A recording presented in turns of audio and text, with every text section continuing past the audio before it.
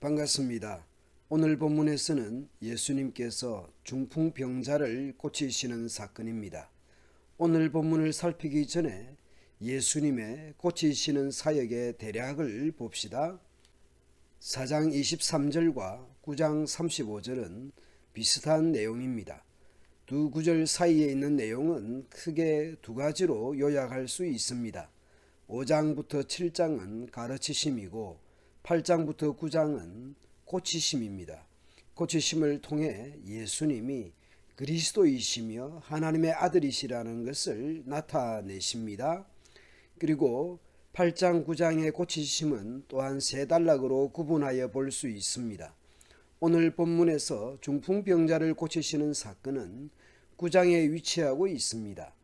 예수님이 본 동네에 이르시니, 다른 번역에서는 자신의 동네 가버나움이라고 번역합니다. 사람들이 침상에 누운 중풍병자를 침상에 누운 상태로 데리고 예수님께로 옵니다. 스스로 예수님께 나아올 수 없을 정도로 병이 깊었던 것입니다. 예수님은 그 중풍병자를 데리고 오는 사람들의 행동에서 그들의 믿음을 보십니다. 예수님께서 그들의 믿음을 보시고 침상에 누운 상태로 중풍병자를 예수님께로 데리고 온 것입니다. 어쩌면 중풍병자는 누가 내 병을 고치겠나 싶었는지 모릅니다. 그러나 그의 곁에 있던 사람들은 예수님은 온갖 질병들을 치료하시니 당신이 아무리 크고 깊고 오래된 심각한 병이라도 고칠 수 있다고 설득을 했을 것 같습니다. 그러므로 나는 부족할지라도 믿음 있는 사람들과 어울려야 하는 것입니다. 예수님은 중풍병자에게 죄사함을 선언하십니다. 작은 자야 안심하라. 내 죄사함을 받았느니라. 중풍병이 깊었던 것은 죄와 깊은 연관이 있었지 싶습니다. 여하튼 예수님의 죄사함 선언에 대해 어떤 서기관들이 속으로 생각합니다. 이 사람이 신성을 모독하도다. 예수님을 랍비나 선생님 정도로밖에 생각을 못하니 그럴 수밖에 없을 것입니다. 예수님은 사람들의 생각도 아시는 분입니다. 너희가 어찌하여 마음에 악한 생각을 하느냐? 예수님이 누구신지 제대로 알지 못하는 것은 악한 것입니다. 내 죄 사함을 받았느니라 하는 말과 일어나 걸어가라 하는 말 중에 어느 것이 쉽겠느냐? 이 말이든 저 말이든 말이야 쉽죠. 그러나 사람으로서는 둘 다 할 수 없는 것입니다. 그런데 예수님은 둘 다 하실 수 있는 분입니다. 인자가 세상에서 죄를 사하는 권능이 있는 줄을 너희로 알게 하려 하노라. 예수님이 그리스도이시며 하나님의 아들이라는 것을 알게 하시겠다는 것입니다.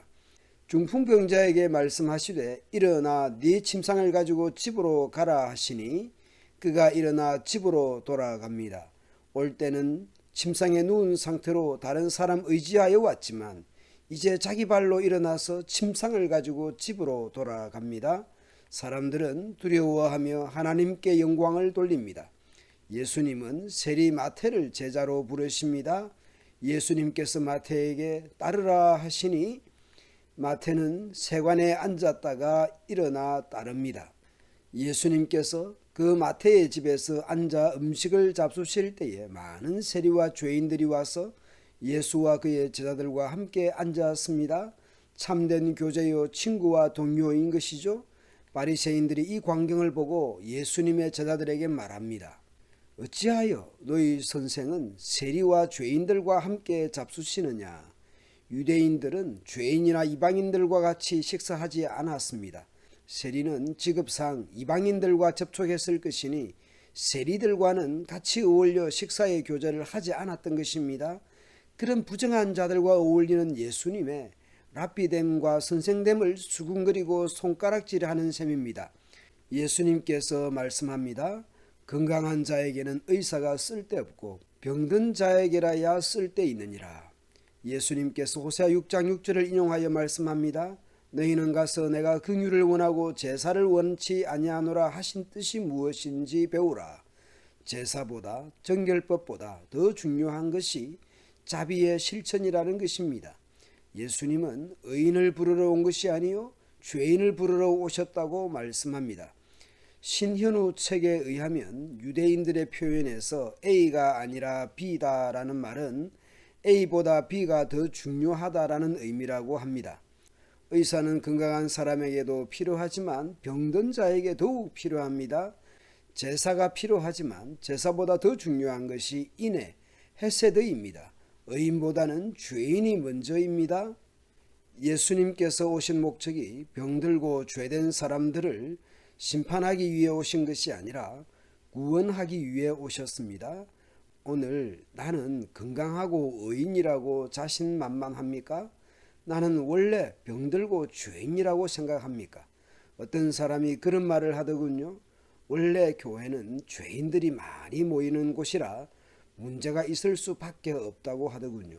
물론 그때는 허물과 죄로 죽었던 사람들이었지만 이제는 새 생명을 얻었고 빛의 자녀가 된 사람들이죠.